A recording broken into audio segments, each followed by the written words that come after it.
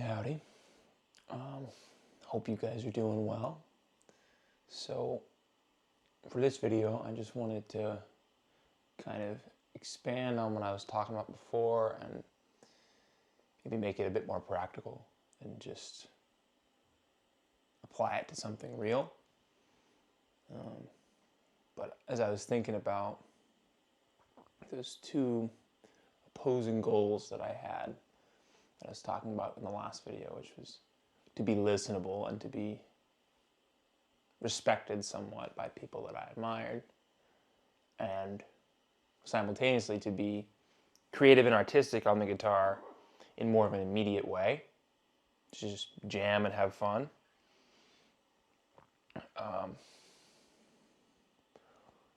What I kind of concluded was that it wasn't really motivation, which was the problem. It was just that those goals weren't aligned properly, and I didn't have the right structure.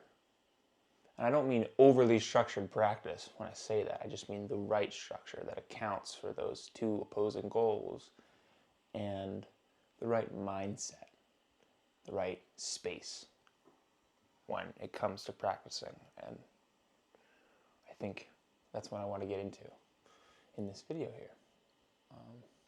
So I think a lot of times over the years, I get frustrated or feel stagnant to some degree, and then I'd sit down to play with that feeling kind of ruminating in my mind, and I would sit down and just do something rushed and immediately start playing just whatever.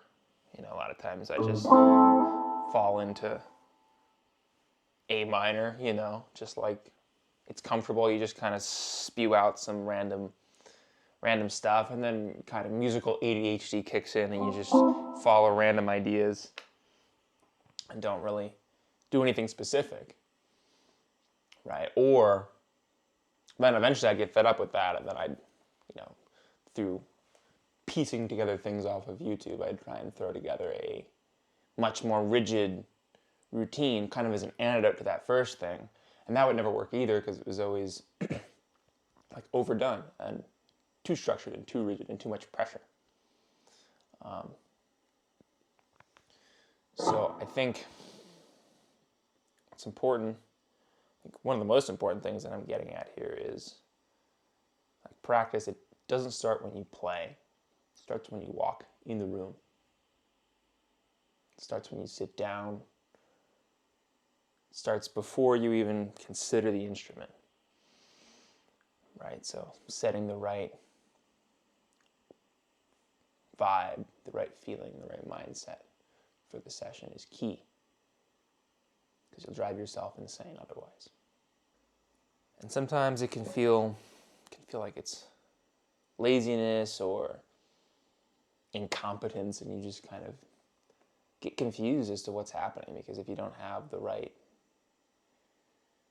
structure or the right teacher or the right guidance, you just kind of are lost, and you start to blame yourself in all kinds of ways. So really, to drive that home in a more practical way, what I'm kind of getting at here is this idea that I've been exploring of a more structured practice without over-structuring.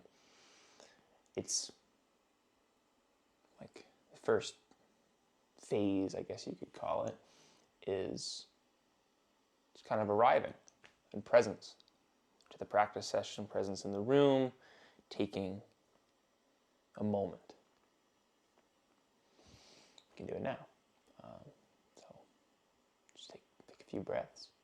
Try and center yourself.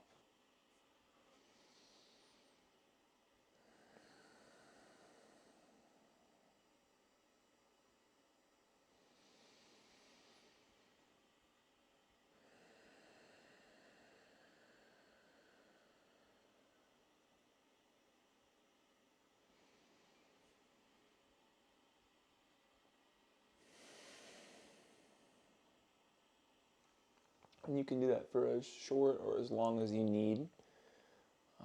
If you wanted to do a couple minutes, you could. That would really get you to a new zone, you're kind of disconnecting from the rest of life or whatever is going on, or even your own thoughts and feelings about what you need to get done in this practice session.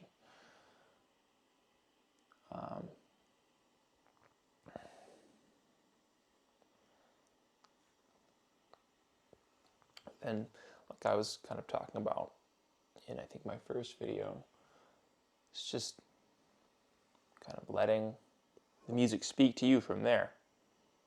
And even if you don't know a lot on the guitar and you're doing something simple, you can still do this. It doesn't have to be crazy. The idea is just you leave some space, you center yourself, and then play something and listen. Listening is the key here.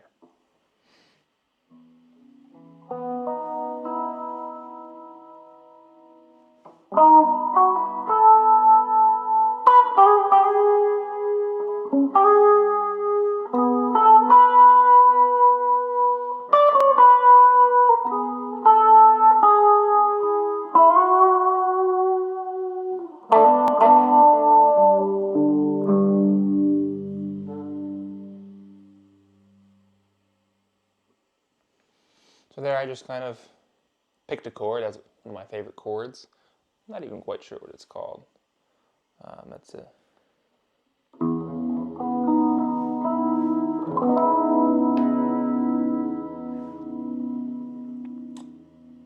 It's an E something.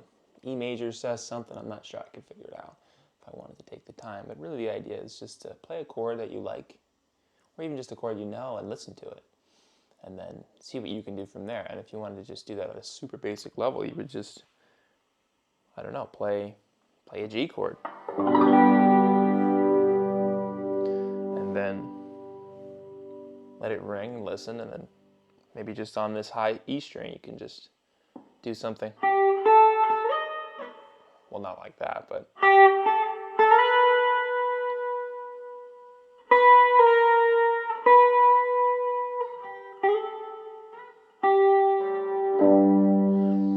just whatever. Just try and let your ear pull you somewhere, and don't just let your fingers lead you. Try and let your ear follow the chord to something inspiring, you know? Then from there, after that kind of brings you to the right headspace, the more structured part of the practice, I guess, would be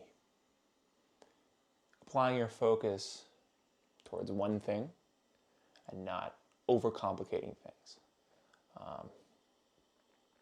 Because doing one thing with intention is much more effective than doing 10 different things haphazardly. So really you just want to pick a simple idea, a simple concept, whether that's a scale you're learning or an arpeggio or really anything. A new chord, but maybe in different positions on the neck. Maybe not even all of the positions, just a couple useful positions. Something like that. And just to focus on that kind of thing for a couple minutes. The bulk of your practice. And then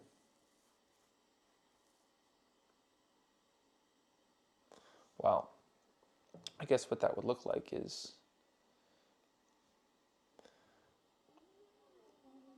for me, something simple, like a G chord. You play, turn this down a little, you play this bar chord, right?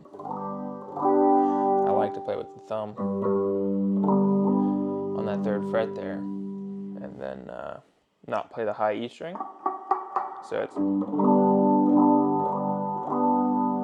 alright, that's how I like to finger it, but I would just do arpeggios for that G.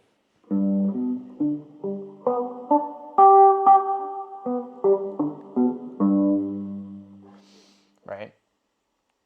And then you could expand that further and play up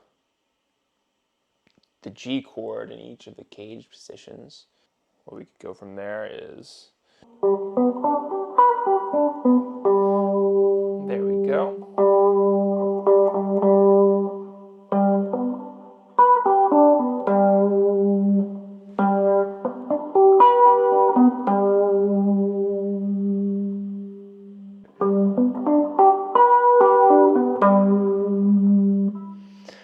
right? So you can extend those out in different ways and connect them a little more, but that's just the general idea of picking one chord, running it up the different arpeggios.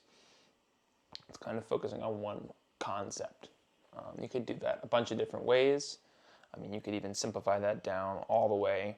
I find that to be pretty useful, that exercise there, taking, I guess, the different chords in a key and doing that. Then you really start to get going, but that's pretty complicated. If you wanted to keep it simple, you could just do like,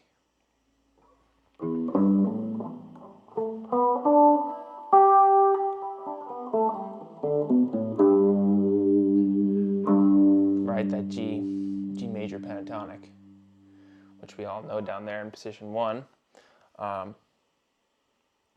you could pick all the positions for that of the pentatonic scale. Or to even simplify that further, you could take the G and do it just on one string.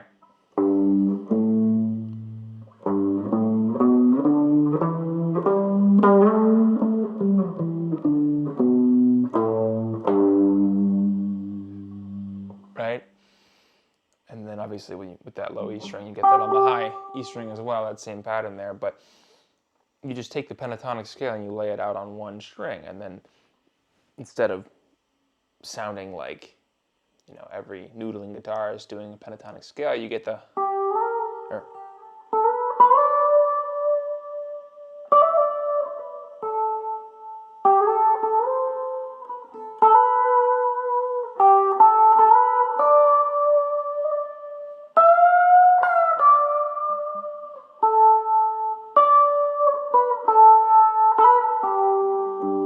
something like that. You just map out that pentatonic on the high E string and then just mess around with it and try and let your ear lead as best you can.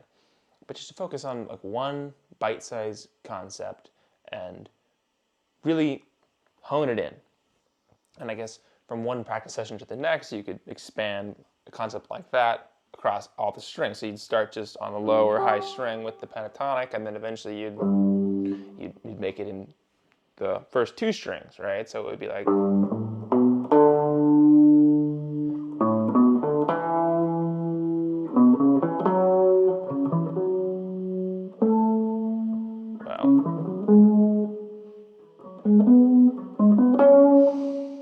I think that was more or less right, but that's just the idea, is you would expand it to 2 strings the next time and really get those locked in your brain, and then 3, and then 4, and then 5, and then 6, or different pairs of 2, something like that. Or you could do the same thing with a major scale, or you could do it in a million different ways. But it's just a focus on one thing. Get that into your mind. And it might be a little bit difficult to know what thing you need to focus on, because you got to know what's going to be the most useful to you, and not just some random thing that you really don't understand how it connects to anything you've learned so far. And that's hard, and we'll talk about that at some point in the future too. But this is just kind of outlining the general framework for practicing. And then from there, after that being the bulk of kind of a session, what I like to do, which might be a bit hard as a beginner, but it's kind of where I was going with that, is you pick a concept that's usable for playing creatively to some degree, whether it's just a scale on one string or a whole arpeggio, and then you try and improvise with it. And you just have a little fun. I guess you could do that over a backing track, find a simple one, and try and apply that concept over it. That's usually helpful, but not always the best thing to do. If you're a beginner, you can have fun with that and mess around with it and make it so you've more systematically focused on a concept, and then at the end of your practice, put on a backing track and just try and have fun with it and be creative, and don't worry so much. Just making sure you maintain that kind of that presence that you try to set from the beginning in the creativity at the end. That's kind of very important, but without that, I mean, you could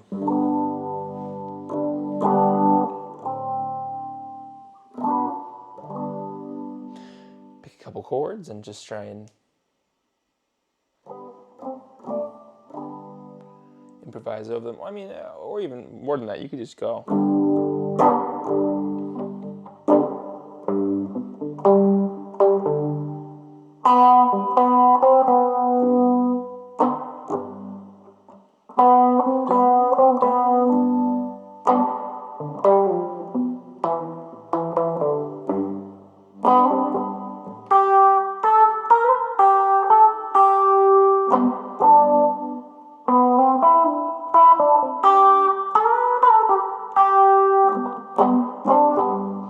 So I'm just kind of on G there. I'm doing a G sus4 thing there, and I'm just kind of following that. Well,